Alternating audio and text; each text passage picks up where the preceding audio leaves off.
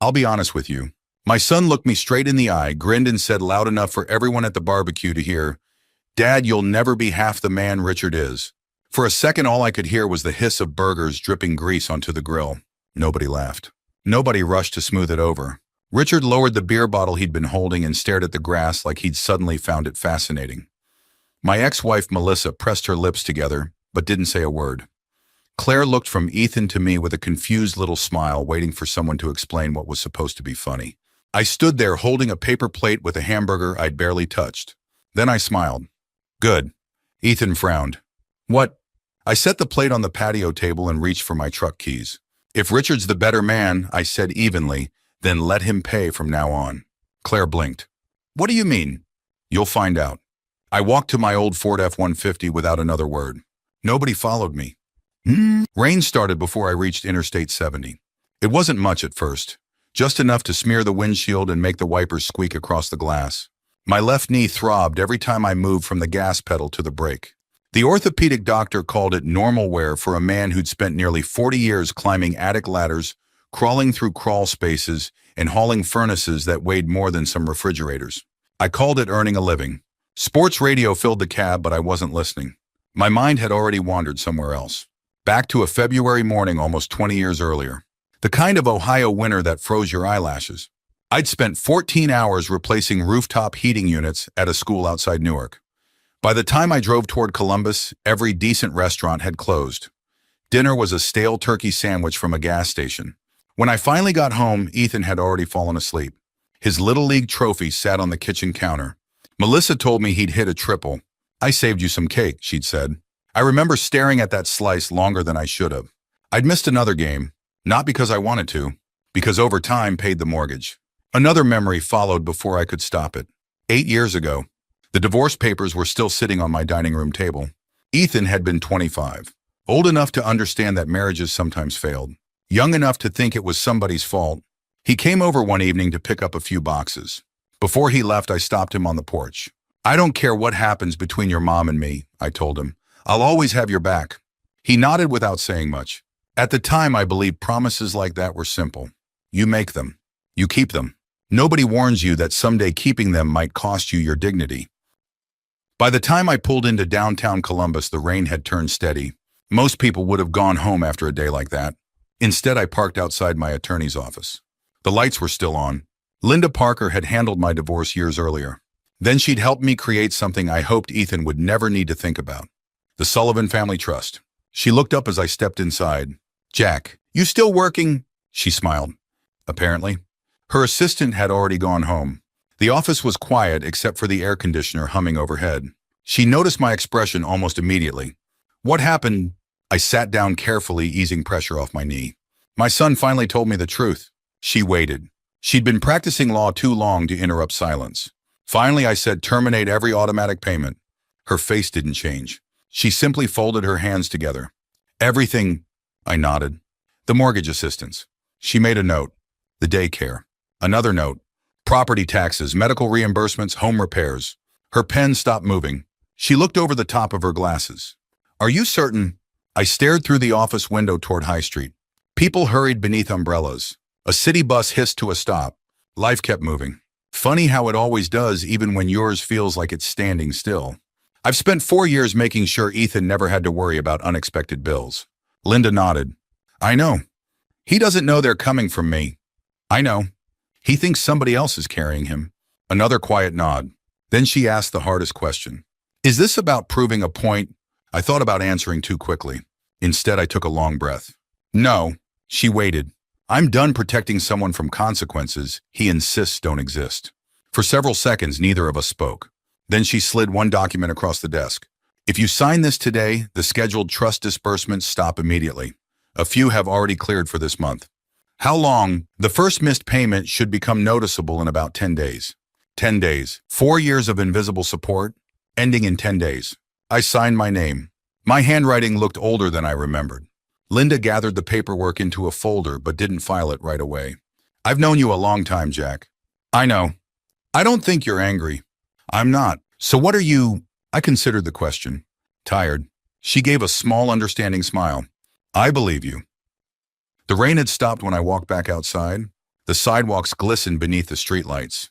I stood beside my truck for a moment before climbing in.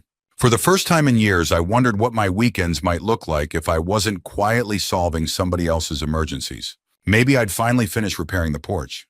Maybe I'd go fishing with Tom again. Maybe I'd sit on my own back deck without waiting for my phone to ring because someone's water heater had failed or the daycare tuition was due. The thought felt strangely unfamiliar, almost selfish, almost peaceful. When I reached home, the porch steps creaked beneath my boots. Inside the house was exactly as I'd left it.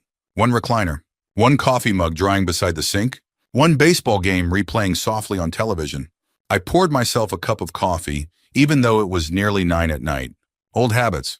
I carried it onto the porch and listened to the crickets. Across town, Ethan was probably finishing dessert with everyone else. Maybe they were still talking about Richard. Maybe they'd already forgotten what I'd said. I wasn't sure which possibility hurt more. I looked out into the darkness and reminded myself of something I'd spent years teaching young technicians who worked for me.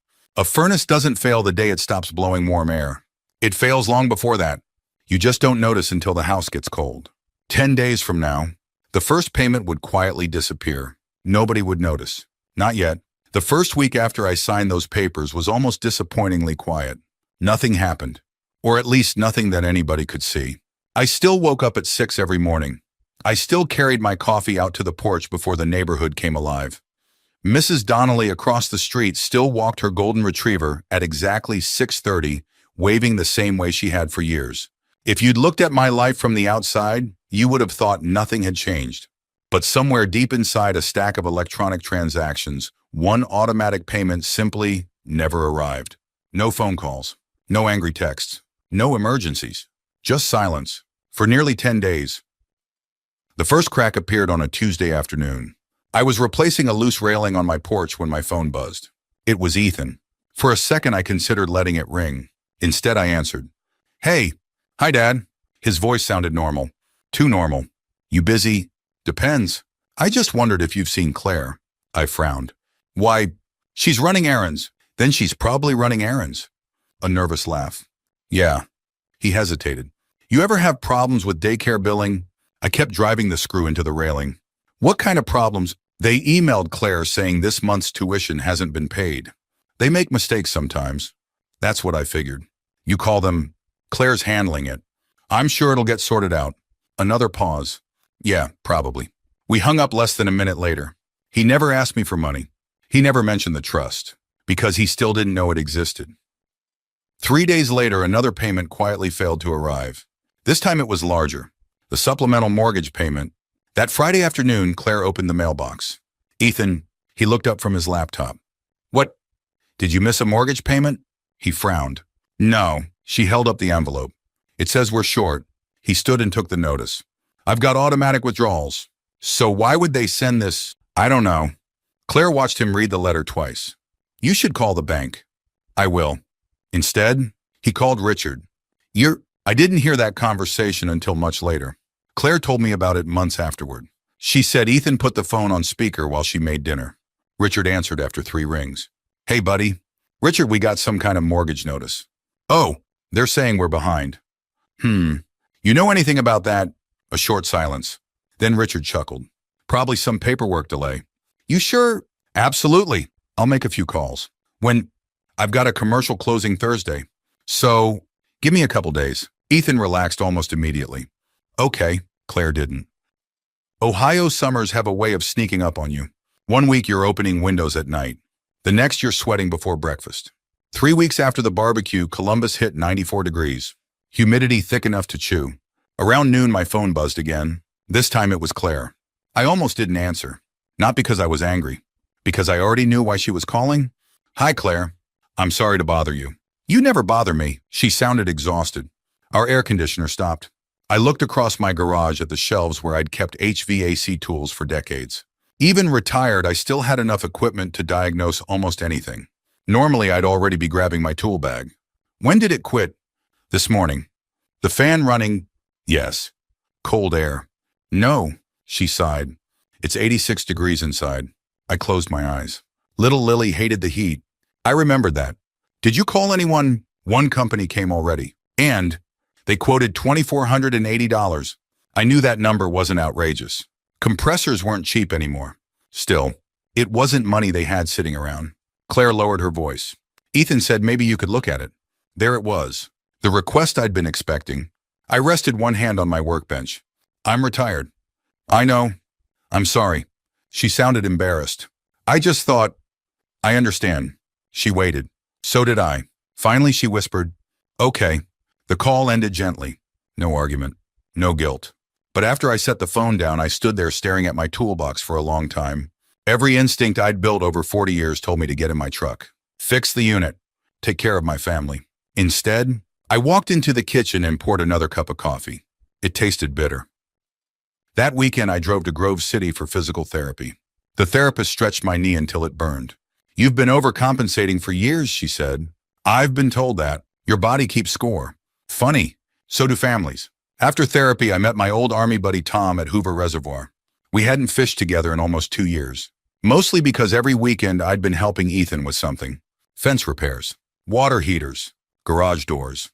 There was always something. Tom handed me a tackle box. Took you long enough. I've been busy. You retired almost 3 years ago. I know. He looked at me. No. He said it gently. You've been available. That landed harder than he probably intended. We spent 6 quiet hours on the lake. Caught almost nothing. Didn't matter. It was the most relaxed I'd felt in years. The following Wednesday, I volunteered with Habitat for Humanity, mostly repairing porches and wheelchair ramps for older veterans. Nobody there cared what I'd done for my own family. Nobody expected free labor because we shared a last name. One of the volunteers asked if I'd recently retired. I smiled. I'm learning how. That night, my phone stayed silent. No emergency plumbing. No broken furnace. No request to babysit because somebody had forgotten to arrange childcare. I should have slept well. Instead, I lay awake wondering about Lily. Had they fixed the air conditioner? Was she sleeping in the heat? Had I gone too far? I wasn't worried about Ethan. He was 33 years old. He could solve problems. It was my granddaughter who haunted me. Around midnight, I almost picked up the phone. Almost called. Almost offered to come over. Almost undid everything. Instead, I remembered the look on Ethan's face at the barbecue. You'll never be half the man Richard is. The words still stung. Not because they questioned my pride. Because they erased 4 decades of showing up. I set the phone back on the nightstand. Sometimes love isn't rescuing someone. Sometimes love is trusting they'll learn to stand on their own, even when it hurts you more than it hurts them. Across town, Claire sat at the kitchen table surrounded by unopened envelopes. Daycare, mortgage, utility bills, the repair estimate for the air conditioner. She arranged them into neat piles. Something about the numbers bothered her. None of it made sense anymore. She looked across the table at Ethan. He was rubbing his forehead, quiet, frustrated. Finally, she asked the question neither of them had ever thought to ask before. Ethan. He looked up. When things went wrong before? What do you mean? The roof. He shrugged. Yeah. The hospital after Lily was born? Okay. The plumbing. The taxes. The daycare. She folded her hands. Who actually paid for all those things? He opened his mouth, then stopped. For the first time in years, he realized he honestly didn't know. Claire was the kind of woman who saved receipts, not in some obsessive way. She wasn't one of those people with color-coded binders for every light bulb she ever bought. But she kept grocery totals in a small notebook by the microwave. She knew when the electric bill usually hit. She could tell you how much Lily's school shoes cost without looking it up. That was part of why I liked her from the beginning. Claire didn't spend money to impress people. Ethan had started doing that somewhere along the way. The next morning after their conversation at the kitchen table, Claire called the daycare before school. She stood in the hallway outside her second-grade classroom, one hand over her other ear, while children shouted somewhere near the cafeteria. Hi, this is Claire Sullivan, Lily Sullivan's mom. She listened. Yes, we got the notice. I'm just trying to understand because I thought tuition was drafted automatically. A pause. Then her eyebrows pulled together. Supplemental payment. Another pause. No, I'm not upset. I just don't recognize that name. She pulled a pen from the cup beside the classroom phone and wrote it on the back of a spelling worksheet. Sullivan Family Trust. That was the first time she saw it. Not the first time it had paid for something. Just the first time anyone had bothered to say the name out loud. That same afternoon, Ethan called Richard again. I know that because Claire told me later. She remembered every word because she was standing in the laundry room, folding Lily's tiny t-shirts while the dryer shook against the wall. Hey, Richard, Ethan said, trying to sound casual. Did you ever hear back about that mortgage thing? Richard sounded relaxed as usual. I'm still looking into it. It's been over a week. These institutions move slow. Claire's asking questions. That changed the air. Even over speakerphone, Claire could hear Richard hesitate. What kind of questions? About payments. Well, bills come from everywhere these days. She said daycare mentioned something called Sullivan Family Trust. The dryer buzzed. Claire didn't move. Richard cleared his throat. That sounds like one of your father's arrangements. My father, maybe, I don't know. Jack was always particular about paperwork. Ethan went quiet. You knew about this. I said maybe. But you've always handled the tax stuff. I helped organize it, that's different. Claire folded the same little yellow shirt 3 times. Ethan lowered his voice. Richard, have you been paying these bills or not? There was a long pause. Then Richard gave one of those half-laughs polished people use when they don't want to answer plainly. Ethan, I have helped this family in plenty of ways. That's not what I asked. I've got a meeting. The line went dead. By Thursday, Claire had the kitchen table covered. Mortgage statements, daycare invoices, old medical bills, insurance paperwork, property tax envelopes. She worked through them after Lily went to bed, her reading glasses low on her nose, a cup of cold tea beside her elbow. Ethan paced behind her. This is ridiculous, he said. Then sit down and help me. I don't even know what you're looking for. That's the problem. He stopped near the sink. Claire. She didn't look up. What? Why does this feel like you're accusing me? She set down the statement in her hand. I'm not accusing you. I'm asking you to look at our own finances like an adult. That one hit him. He stared at her. I work 60 hours a week. I know. I provide for this family. I know you work hard. Then why are you acting like I'm some spoiled kid? Claire took off her glasses. Because last month you told your father he'd never be half the man Richard is. And this month every bill we thought was handled suddenly isn't handled. Ethan looked away first. Outside, the air conditioner still hadn't been replaced. A box fan hummed in the hallway, pushing warm air from one room to another. Claire picked up another statement. Look. She turned it toward him. On the mortgage ledger, every month showed their regular withdrawal. Then another smaller amount. Same date. Same label. Sullivan Family Trust. Ethan stepped closer. That can't be Dad. Why not? Because he would have said something. Would he? That shut him up. Because even Ethan knew the answer. Meanwhile, my life got quieter. Not happier exactly. Quieter. I fixed 2 more boards on the porch. I finally replaced the rusted mailbox post I'd been meaning to deal with since spring. On Saturday morning, I drove to a small diner near Westerville, where Tom liked the biscuits and gravy, even though his doctor had warned him about both. He slid into the booth across from me and studied my face. You look better. I look the same. No.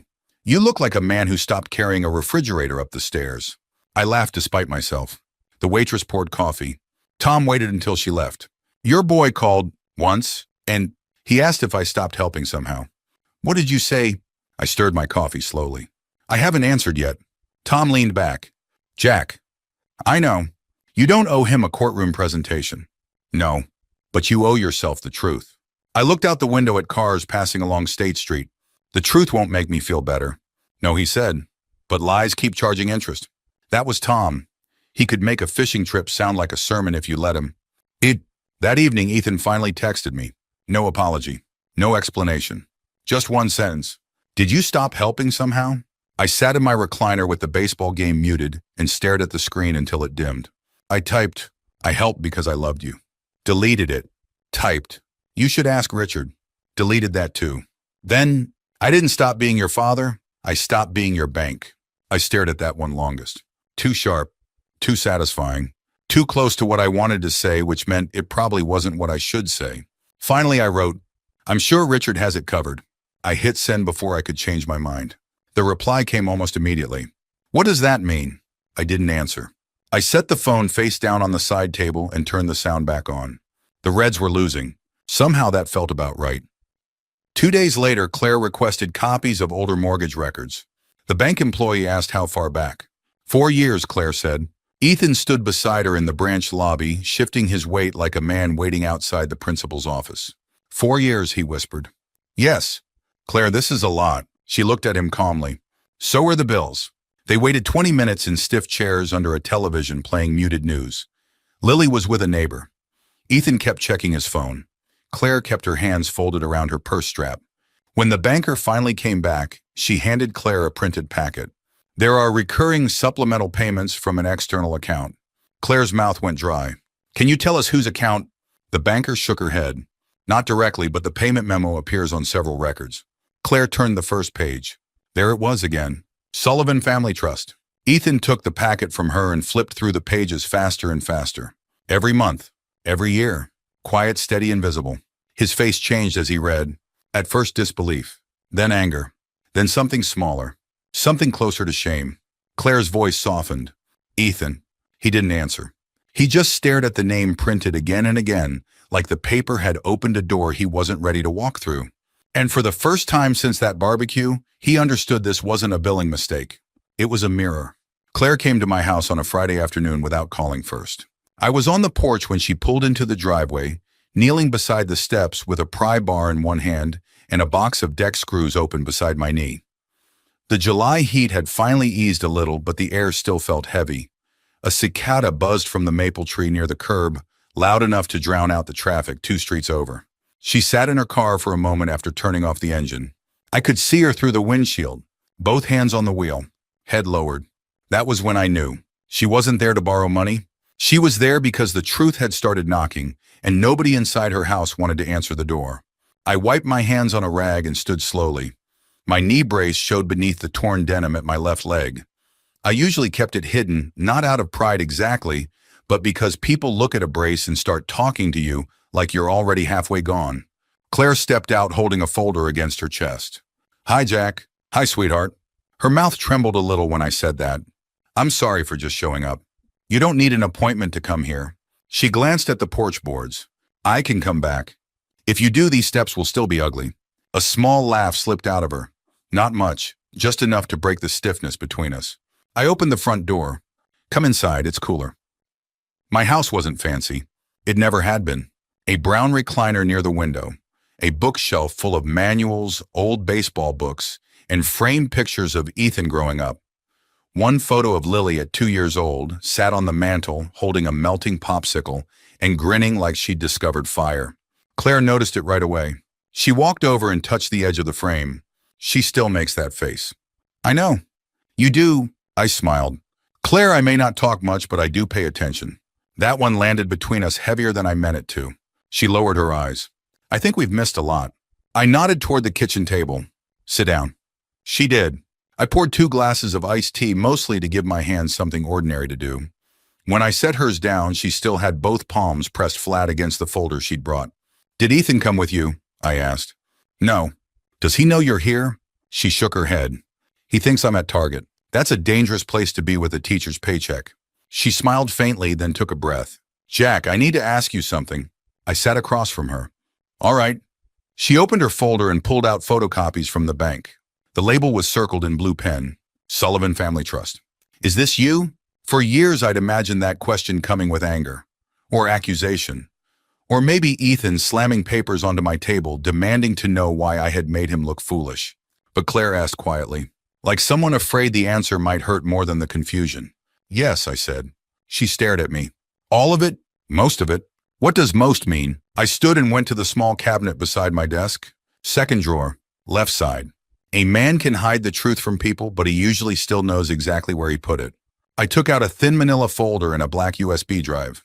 When I returned to the table, Claire's face had gone pale. I didn't bring this out to shame anybody, I said. Then why did you keep it? Because someday I thought I might need to prove I wasn't crazy.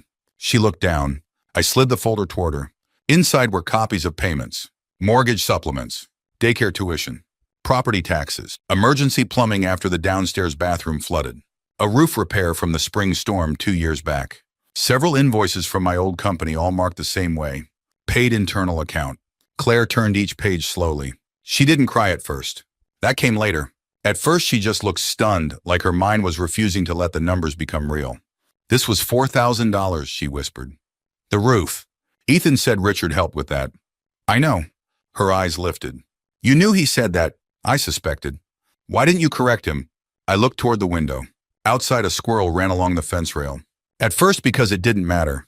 The roof got fixed. Lily stayed dry. That was enough. And later, I rubbed my thumb along a nick in the table. Later, I guess I got used to being invisible. Claire pressed her lips together. Then she turned another page. The color drained from her face. Oh my God, I didn't have to look. I knew which one it was. Riverside Methodist Hospital. Emergency C-section. Complications, 2 nights in recovery. A bill that had scared Ethan so badly he stopped answering calls from unknown numbers. Claire put one hand over her mouth. You paid this. The trust paid it. Jack, I looked at her then. I wasn't paying because I wanted credit. I was paying because I loved my granddaughter. Her shoulders folded inward. For a moment she looked younger than 31, like one of her own students trying not to cry in front of the class. I thanked Richard, she said. Her voice broke on his name. I made him dinner. I hugged him. I told him I didn't know what we'd do without him. I didn't answer. There are some humiliations a person has to set down themselves. Claire wiped her cheek hard. Did Melissa know? No. Did Richard? He knew enough not to ask too many questions. She gave a bitter little laugh. That sounds like him. I pushed the USB drive closer. Digital copies are on there. Payment history, attorney letters, receipts, nothing edited, nothing dramatic. She stared at it. Why are you giving this to me? Because you asked the right question. She looked confused. What question? You asked who actually paid, not who looked generous. That was when she finally cried. Not loudly. No scene. Just tears sliding down her face while she sat at my kitchen table with 4 years of my quiet life spread out between us. I wanted to comfort her. I also knew I had to let her feel it. So I stayed still. That evening, Ethan called his accountant. He did it from the driver's seat of his SUV in the grocery store parking lot because Claire had come home with the USB drive and placed it on the counter without saying a word. At first, he didn't believe her. Then he didn't believe the documents. Then he said, I need to talk to Mark. Mark Allen had handled their taxes for years. Recommended by Richard, naturally. Ethan called him 3 times before Mark picked up. I never heard the call directly, but Ethan told me later. His voice shook when he repeated it. Mark, he said, I need to know what the Sullivan Family Trust is. There was a pause. Then Mark sighed. That's your father's trust. My father's, yes. How long has it been paying things for us? Another pause. Ethan, you really need to ask your father. How long? Several years. Ethan sat there gripping the steering wheel. People walked past with carts full of groceries. A teenage employee gathered stray carts near the entrance. The world kept doing ordinary things while his version of it came apart. Did Richard know? Mark hesitated too long. That was answer enough. Ethan ended the call. For a while he just sat in the dimming light with both hands on the wheel. Then he bent forward until his forehead touched the top of it. And for the first time in years, my son cried alone, where nobody could thank the wrong man for it. The invitation for Lily's 5th birthday arrived 3 days later. Claire texted me instead of calling. Lily would really like you to come. 3 o'clock Saturday. Just family. Nothing more. No apology. No explanation. Just an invitation. I looked at the message for a long time before replying. I'll be there. Saturday afternoon couldn't have been more Ohio if it tried. Blue sky. A few lazy clouds. Kids riding bicycles down the street. Someone 2 houses over mowing a lawn that probably didn't need mowing. I parked my old F-150 at the curb and sat there for a moment with the engine off. For years I'd walked into family gatherings wondering what needed fixing. A leaking faucet. A broken fence. Some unexpected bill? This was the first time I'd shown up with nothing to repair. Just a birthday present wrapped in yellow paper. Lily spotted me through the front window before I reached the porch. Grandpa! She threw the front door open and ran into my arms. Careful with my knee. Always careful. She'd somehow learned that without anyone teaching her. You came, I wouldn't miss your birthday. She leaned close and whispered, Mom made chocolate cake. Then I'm definitely glad I came. She giggled and pulled me inside. The house looked different.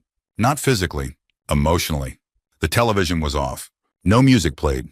Conversation stayed low. Melissa greeted me first. Hi, Jack. Hi. She looked like she wanted to say something else. Instead, she stepped aside. Richard stood near the kitchen island wearing a pressed golf shirt and holding a glass of iced tea. He smiled politely. Jack. Richard. Neither of us offered a handshake. Neither of us needed one. Ethan appeared from the hallway carrying a tray of paper plates. Our eyes met. For the first time in months, he looked away first. The party itself felt surprisingly normal. Lily opened presents. The grandchildren from Claire's sister chased balloons around the backyard. People talked about baseball rising grocery prices and whether Ohio State would finally have another championship season. For almost an hour, nobody mentioned money. I almost believed they wouldn't. Then Richard stood and lightly tapped his glass with a spoon. If I could have everyone's attention, Conversations faded. He smiled the way successful brokers always seem to smile. Comfortable. Confident. I just wanted to say how proud I am of this family. Melissa smiled at him. Claire didn't. Richard continued. We've all made sacrifices over the years. He lifted his glass. And that's what family does. I saw Claire slowly stand from her chair. She walked into the living room without interrupting him. Nobody noticed except me. Richard kept talking. When people love each other, the television turned on behind him. Every head turned. Claire stood beside it holding her laptop. She plugged in one cable, then another. The screen changed. No photos, no birthday slideshow. Just a scanned document. Mortgage statement. Supplemental payment received. Sullivan Family Trust. Silence spread through the room. Claire clicked again. Hospital invoice. Paid in full. Sullivan Family Trust. Another click. Property tax payment. Another. Emergency plumbing. Another. Roof replacement. Another. HVAC repair. Every receipt. Every invoice. Every payment. 4 years. One after another. Nobody spoke. The only sound came from the ceiling fan. Richard slowly lowered his glass. Melissa stared at the television. What? She whispered. Claire finally looked at everyone. I've spent 3 days verifying every document. She clicked once more. The final page appeared. Attorney correspondence. Termination of trust payments. Dated. The Monday after the barbecue. Exactly 2 days after Ethan told his father he wasn't half the man Richard was. The room became painfully still. Richard cleared his throat. I think... He glanced toward the television. There's been some misunderstanding. Claire looked directly at him. Then explain it. I never claimed these were my payments. No. Her voice stayed calm. You never corrected anyone either. Richard shifted his weight. I assumed everybody understood. Ethan finally spoke. I didn't. Neither did Melissa. Richard spread his hands. I introduced you to the accountant. You handled our paperwork, Ethan replied. You always said everything was under control. It usually was, but not because of you. Richard didn't answer. Because there wasn't an answer that made him look better. Melissa slowly sat down. She looked 20 years older than when I'd arrived. I thanked you. She was looking at Richard. I thanked you every Christmas. Richard opened his mouth, closed it again.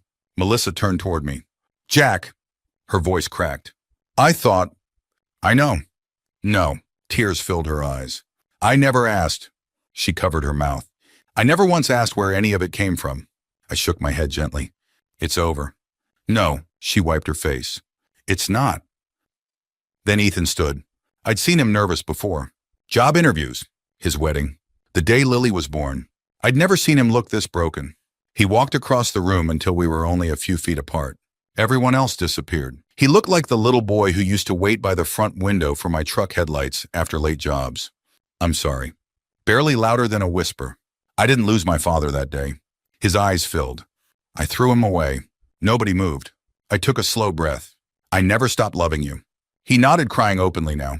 I know. I just stopped paying to be disrespected. His shoulders shook. I deserve that. No. I placed one hand on his shoulder. You deserve the chance to become the man I always hoped you'd be. He wrapped both arms around me.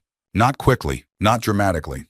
Just like a son who'd spent weeks carrying something too heavy to keep holding. Across the room, Claire quietly wiped away tears. Melissa looked down at her hands. Lily didn't understand everything that had happened. She only smiled because Grandpa and Daddy were hugging again. Sometimes, children recognize healing before adults do. Richard picked up his car keys from the kitchen counter. Nobody stopped him. Nobody argued. Nobody asked him to stay. He paused at the front door, looked back once, then quietly walked outside. No slammed door. No speech. Just the sound of his car starting a minute later. By the time the engine faded down the street, everyone in the house understood that respect had finally found its way back home. 6 months passed faster than I expected. The first Saturday in January, I walked onto my porch with a steaming mug of coffee, just like I had every morning for years. The porch still creaked beneath my boots. The old wind chime Melissa had bought decades ago still rattled whenever a cold breeze came through. My left knee still complained before the weather changed. Some things I've learned never really leave you. And honestly, I'm grateful they don't. They remind me where I've been. The biggest difference wasn't my house. It wasn't my retirement. It wasn't even my bank account. It was the sound of another pickup truck pulling into my driveway every Saturday morning around 8. Ethan's. His truck wasn't nearly as fancy as the SUV he'd traded in. That surprised me the first time I saw it. When he climbed out carrying a cardboard tray with 2 coffees, he caught me looking. What? You sold the SUV? He shrugged. Didn't need it. I thought you liked it. I liked what I thought it said about me. He handed me a coffee. Turns out it wasn't saying anything worth hearing. We sat on the porch in comfortable silence. That had always been one thing Ethan and I shared. We never felt obligated to fill every quiet moment with conversation. After a while, he nodded toward my toolbox. Porch still giving you trouble? The porch is fine. You sure? It just likes reminding people it's older than they are. He laughed. A real laugh. One I hadn't heard from him in years. Selling the big house had been Claire's idea. At first, Ethan resisted. He thought downsizing meant admitting failure. Claire saw it differently. It means we stop pretending. They found a smaller ranch house on the west side of Columbus. 3 bedrooms instead of 5. No formal dining room. No unnecessary mortgage. No country club nearby. Just a neighborhood where kids still rode bicycles until the streetlights came on. The first time I visited, Lily proudly gave me the grand tour. This is my room. I admired the glow-in-the-dark stars on her ceiling. This is Mommy's garden. It was 3 raised flower beds behind the garage. And Daddy mows the lawn now. I always mowed the lawn. Claire smiled from the patio. He means without complaining. Ethan raised both hands. I admit it. Everyone laughed. It wasn't a loud laugh. It was the kind families earn after surviving something together. Richard slowly disappeared from family gatherings. No one officially excluded him. There was no dramatic announcement. No angry group text.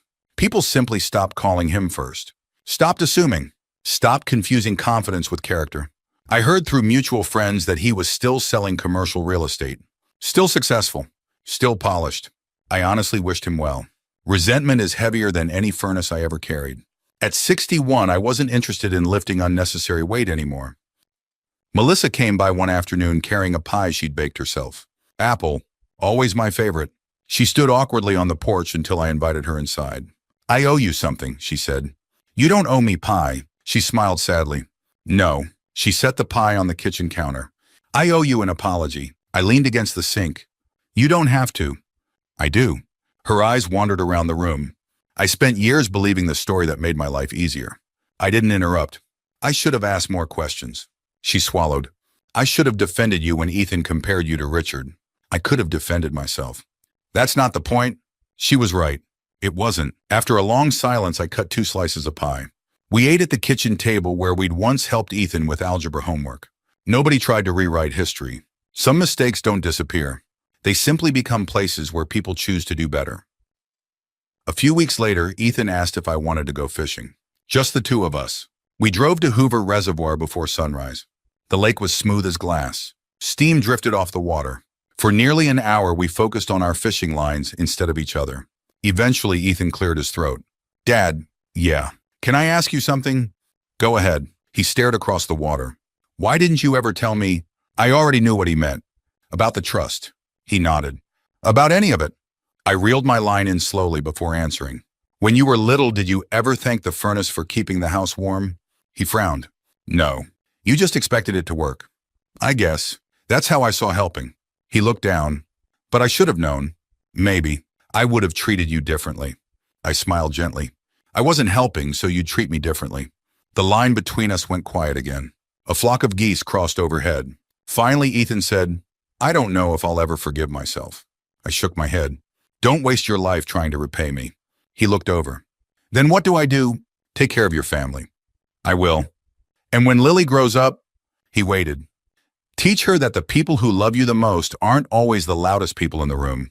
He nodded slowly. I will. A few days later, Lily came running across my yard carrying a school project. Grandpa, what have you got there? She held up a piece of construction paper covered in crayons. My teacher said we have to draw a hero. Oh, she turned it around. There was a little stick figure wearing a baseball cap beside an old pickup truck. The truck had 4 wheels that were much too big. I smiled. That's a nice truck. She giggled. I couldn't draw all the rust. I laughed harder than I had in a long time. Then she wrapped her little arms around my waist. Children don't care about trust funds, or mortgage statements, or who paid hospital bills. They remember who showed up, who listened, who made them feel safe. As I hugged my granddaughter, I realized something. Almost nothing in my life looked different than it had 6 months earlier. My knees still hurt. My truck still had well over 200,000 miles on it. The porch still creaked every morning. The coffee still tasted best outside, but one thing had changed. When Ethan hugged me goodbye now, I knew he was hugging his father. Not the man who quietly paid his bills, just his father, and somehow, that was worth more than every dollar I'd ever spent. Growing older has taught me that helping the people you love is a privilege, but allowing kindness to become an expectation can quietly damage even the strongest relationships. Sometimes the most loving thing you can do is step back and let the truth speak for itself. If this story reminded you of someone in your own life or taught you something worth remembering, I'd be honored if you shared it in the comments. Thank you for spending this time with me, and I hope you take good care of yourself and the people you love.